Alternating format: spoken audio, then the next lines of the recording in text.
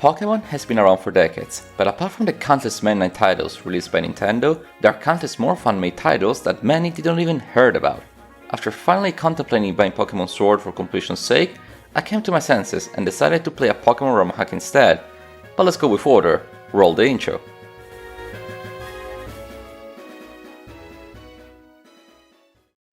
There are many fan-made Pokemon games, from titles that are harder versions of the mainline games such as Renegade Platinum, to whole new adventures like Pokemon Uranium. To start my adventures into the Rom Hack world, I decided to play Pokemon Bushido, a 12 or so hour adventure set in Feudal Japan. There's no specific why I decided to play Pokemon Bushido, I simply like the art style, the setting, and the ride longevity. In today's video, I will discuss Pokemon Bushido itself, just like I review games like Pokemon Battle Revolution, as well as talking about Rom Hacks and fan-made games in general, what I think about them and what they mean for the Pokemon franchise. Without further ado, let's get started.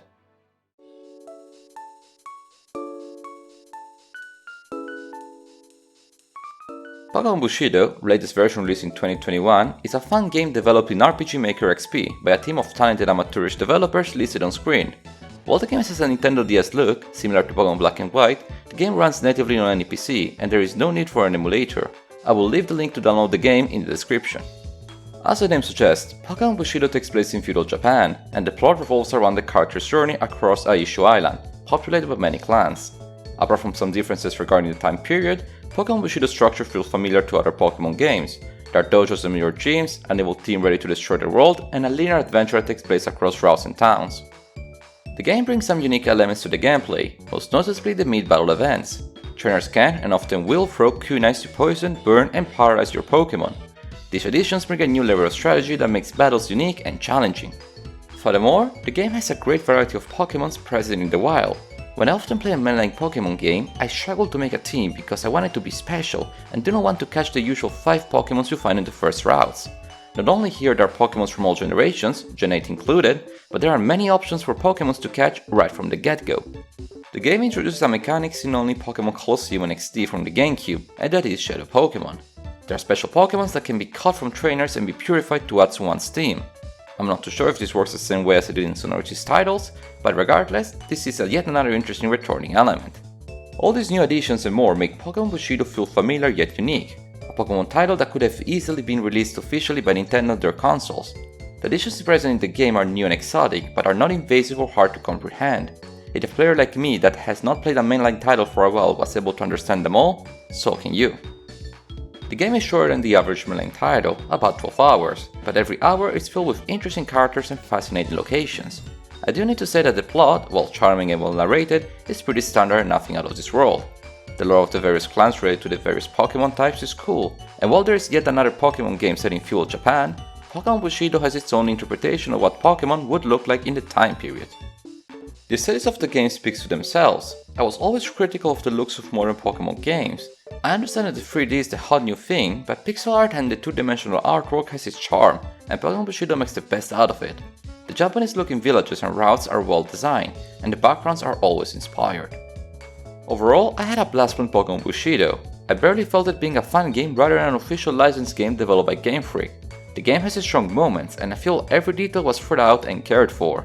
I'm not too sure how other Rom Hacks hold in comparison, but I think Pokemon Bushido is a great place to start due to its familiarity and not too long duration. If I would compare it directly to other Pokemon titles that I have played, I would say Bushido, while not being an epic 30 or so hour odyssey like the other games, still holds up quite proudly, and if Game Freak released a game like this one on the eShop for $20, I would have been more than happy for the price. Speaking of Rom Hacks, until this point I have discussed Pokemon Bushido in a bubble, independently from the Pokemon franchise and the Pokemon company in general. But how does Pokemon Bushido compare to mainline games, and what do Rom Hacks mean for the Pokemon brand? Let's find out.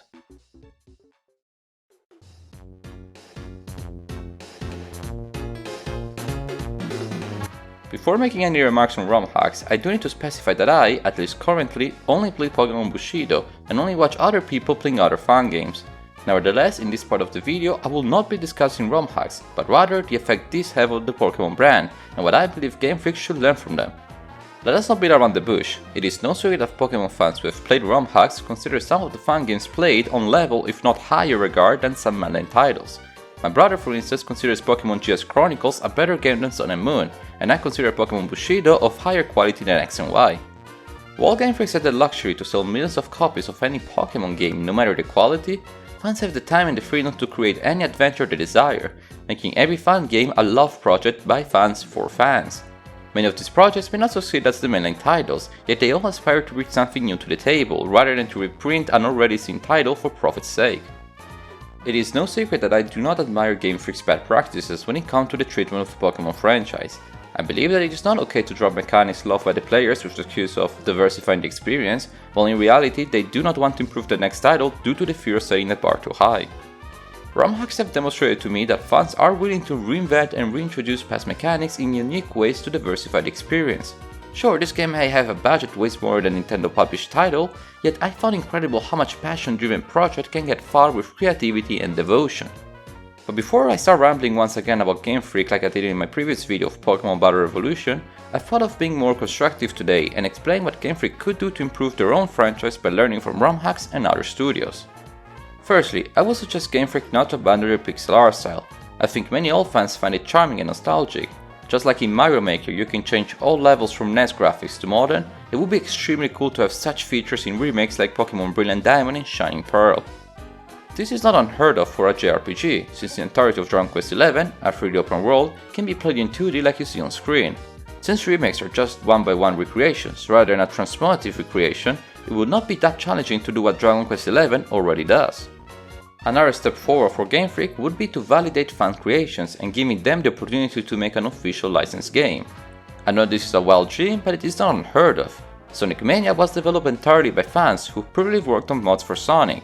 Perhaps Game Freak could release some of the finished ROM hacks on the eShop under a banner fan creation. Sonic Mania sold over 1 million copies worldwide and even got a physical release. It would economically make sense for Game Freak to collaborate and endorse fan creations rather than to hunt them down. I know that most ROM hacks are meant for more mature players, but except from fun games like Pokemon Clover that cannot be toned down, many others would only require some small changes. Let me make this very clear one more time. This is a long shot and Nintendo is known to hate fan games and avoid them like the plague, not even acknowledging they exist. Nevertheless, Game Freak should definitely play some ROM hacks and see what fans crave out of Pokemon.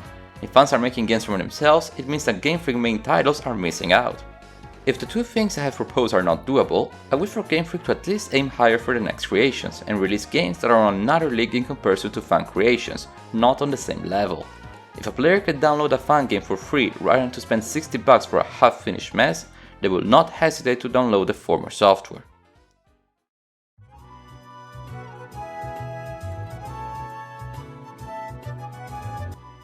To conclude this review, Pokemon Bushido is a splendid hidden gem that gave me dozens of hours of fun with the Pokemon franchise. The locations are inspired, the mechanics are unique, and the overall adventure is fun from beginning to end. I congratulate all the fans who have worked hard on the game, and I cannot wait to see what they will do next. I understand that there is no easy solution for Game Freak to tackle ROM hacks, but it would be naive to dismiss right from the get-go anything the fans do, because fans often know better what they want rather than being told what they have to like. Pokemon is a wonderful franchise, and the more games of it, the better. If you made it this far, I want to thank you one too many Pokemon times for watching today's video. I'm not too sure when or which ROM hacks I will play after Pokemon Bushido. What fun games would you suggest me to play next? I'm looking forward to expand my horizons and playing more fun projects like this one. Having said that, I wish you a wonderful day. Arrivederci.